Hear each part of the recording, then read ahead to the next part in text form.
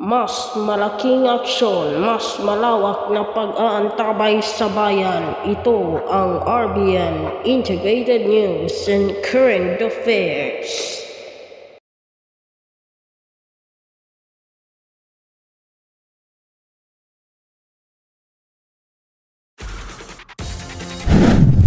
Ipinaampong kambal na sanggol na bawi ng ina. Kumadronang nangningi umano ng 350,000 pesos para sa uli ang mga sanggol ay estado. Isang tinitibag na gusali na bagsakan ng pader. Isa ang patay at isa pa ang sugatan sa insidente. Private rooms ng ilang ospital ginawa ng ward dahil sa maraming kaso ng leptospirosis. Dalawang babae patay sa pangangasak sa condo unit sa Imos, Cavite. Dalawang sospek kabilang ang kinakasama ng isa sa mga biktima tinutugis ng pulisya. 12 barangay sa Quezon City idineklarang dengue hotspot o nasa state of calamity dahil sa dengue outbreak.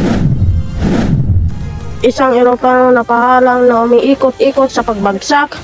61 sakay na pasahero patay sa insidente. Isang gilid ng bundok gumuho, tahanan ng 11 pamilya apektado.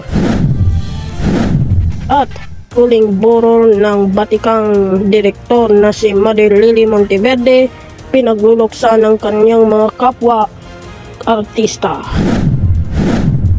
Ang bamba ng GOT7 magbabalik sa Setyembre.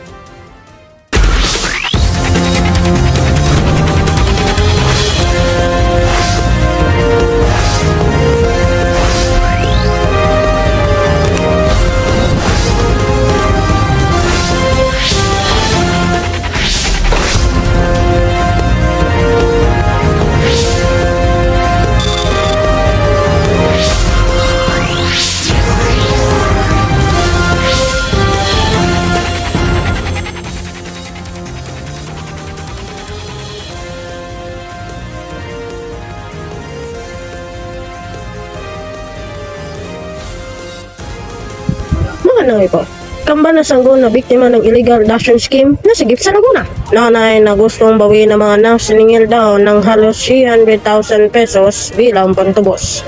Nakatutok si Michael De Guzman. Sinugod ng mga kooperatiba ang bahay na ito sa Binyan